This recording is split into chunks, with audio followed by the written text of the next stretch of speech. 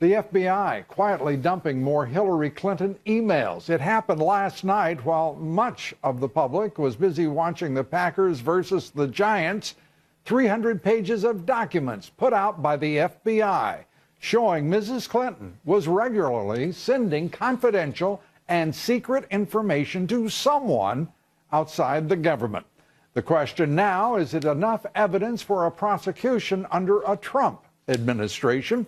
Joining me now, Fox News senior judicial analyst, Judge Andrew Napolitano. Judge, great to have you with us. Thank you, Lou.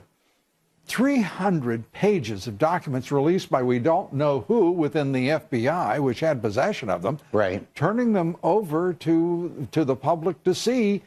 And they suggest clearly that there are a lot of misunderstandings about what was held by Mrs. Clinton, what was communicated by her and to her of a highly sensitive nature. The highly sensitive nature was 301 pages of emails which Mrs. Clinton sent on a regular basis to a non-government person. We have reason to believe that that was Sid Blumenthal, with whom she emailed on a daily and regular basis, several times a day.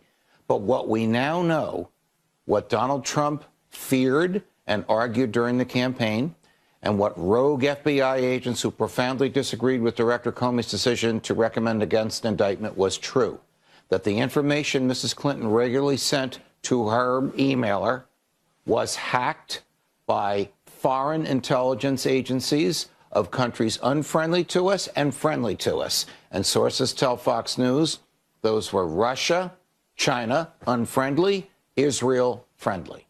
Now, this is extremely relevant in this time period because this will now be front and center tomorrow morning when Senator Jeff Sessions' confirmation hearing begins before the Senate Judiciary Committee, because he will be asked, what will you do with this? And the questions arise. One, why weren't they released? Why did the FBI director have such a struggle, a Hamlet act that persisted over a number of months? And this evidence makes it clear that his last judgment on the matter of prosecution was utterly in error, does it not? You're absolutely correct. This is the smoking gun if ever there was one. It ramps up the case for her prosecution to the point where, ironically, it may also ramp up the case for President Obama to issue her a pardon and to take this off of Donald Trump and Jeff Sessions' desks. But if he doesn't do that, the pressure on the Attorney General from the FBI agents who conducted the investigation, who probably posted this stuff last night during the Giants-Packers game, will be very difficult for him to resist. And this is a deep game that's being played, it seems to me, Judge, because was the administration behind the release to create a perplexing dilemma for the incoming Trump administration? Or was it these rogue agents who have had a bellyful, if you will, of a Justice Department and an FBI that are being led in the most politically miserable ways one could imagine? Nicely put, and your questions are excellent, and we don't know the answers to these questions. I will add, did Director Comey know about this at the time he exonerated Mrs. Clinton on July 5th last summer?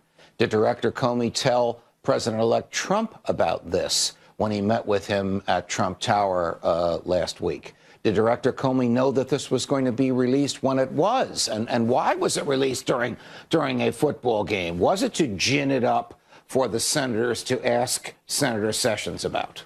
We don't know the answers to that. We may find them out during the hearings. An extraordinary moment. We should be used to it. Yes. Never a dull moment.